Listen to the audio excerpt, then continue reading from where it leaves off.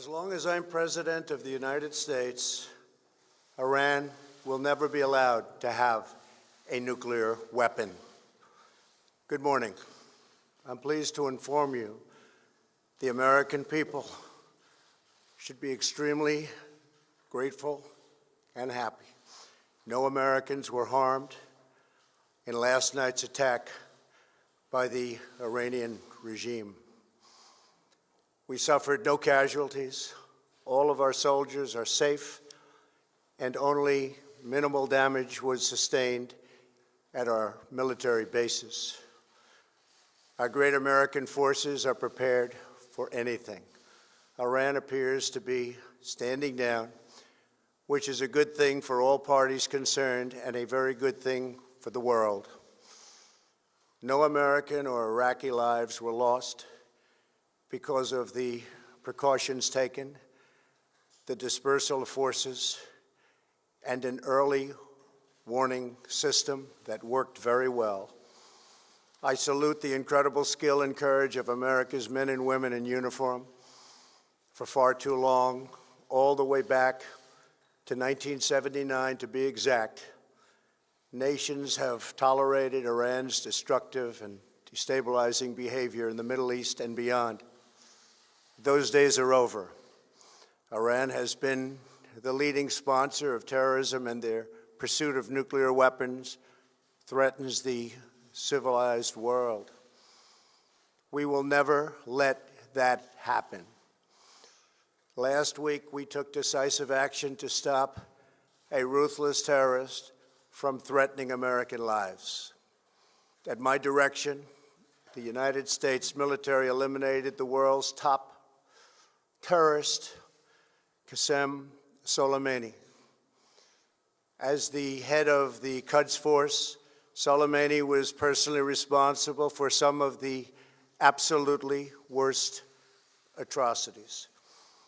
He trained terrorist armies, including Hezbollah, launching terrorist strikes against civilian targets.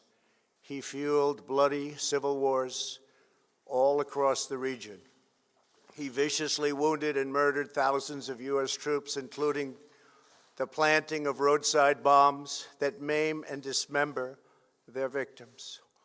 Soleimani directed the recent attacks on U.S. personnel in Iraq that badly wounded 4 service members and killed 1 American, and he orchestrated the violent assault on the U.S. Embassy in Baghdad.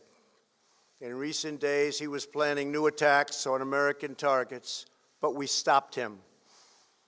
Soleimani's hands were drenched in both American and Iranian blood. He should have been terminated long ago. By removing Soleimani, we have sent a powerful message to terrorists. If you value your own life, you will not threaten the lives of our people.